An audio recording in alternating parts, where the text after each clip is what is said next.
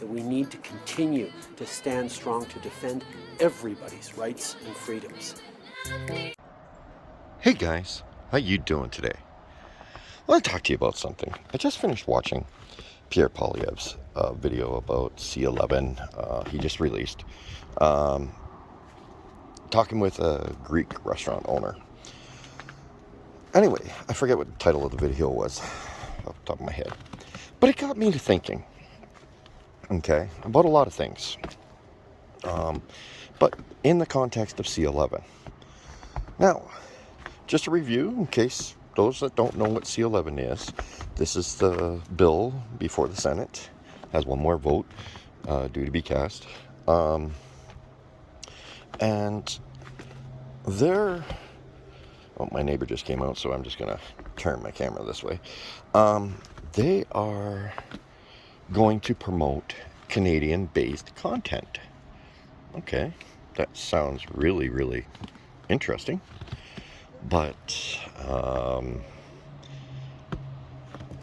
you see, they don't want content online. They want to promote Canadian-based content, right? So that Canadians are listening to what Canadians have to say only.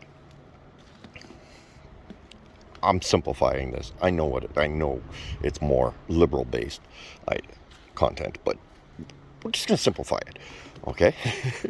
We're just going to go off of based on the premise of what they're saying that this bill is about. Okay, so let's go off that premise. So we're going to promote Canadian-based content.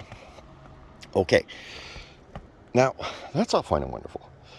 And we're only going to listen to what Canadians, we're only going to listen online to what Canadians have to say to Canadians. Well, you see, this is hypocritical. You see, the government didn't listen to Canadians, and Canadians were telling them, you know, we shouldn't raise taxes because we're in the middle of a financial crisis. No, they went to McKinsey about that. McKinsey is an American-based globalist think tank, basically. It's not a think tank, consultant agency. There we go. That's the word. Oh, neighbor's gone. Oh, wifey's home. Anyway, then they chose to, okay, they're telling us, you know, we need to listen to only Canadian content, while at the same time implementing a globalist agenda like the WEF.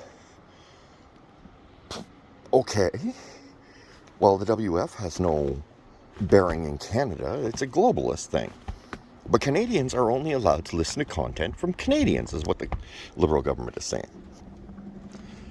But the government of Canada is not listening to Canadians on regards to, you know, climate tax or carbon taxes are hurting Canadians rather than saving the climate, because our carbon footprint hasn't changed. But they're not listening to the Canadians that are telling them this. They're listening to the global elites like the WEF for this policy. Okay.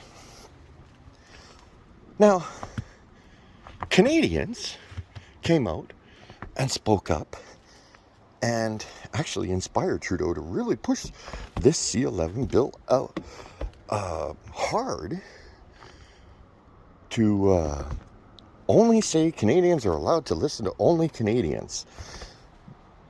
But they didn't listen to Canadians when Canadians pulled up in front of their offices and said, enough is enough, and the nonsense and the mandates. No. This is what inspired him to push it even harder and get this through the House of Commons, was the Canadians that showed up there, created YouTube channels, created TikTok channels, inspired a world with Canadian content that this government wants to censor. All because they chose not to listen to Canadians and listen to big business and elitists like Bill Gates and a non-elected body called the WHO. You see, they're hypocritical. They want to tell Canadians they're only allowed to listen to Canadians, but they don't listen to Canadians ever.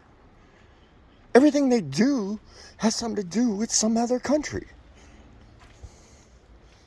You never listen to Canadians. You say you're consulting, but you don't consult. Just ask the natives. You never consult on anything. You come in and you say what's going to happen based on what some big business has decided that they want to do. So when you tell me you want to censor what I can see and hear and talk about, why don't you start listening to us first? When we tell you, we don't want to listen to it anymore. We don't want to listen to your stuff. We want to be able to form opinions about these globalist agendas with a Canadian view that you want to censor.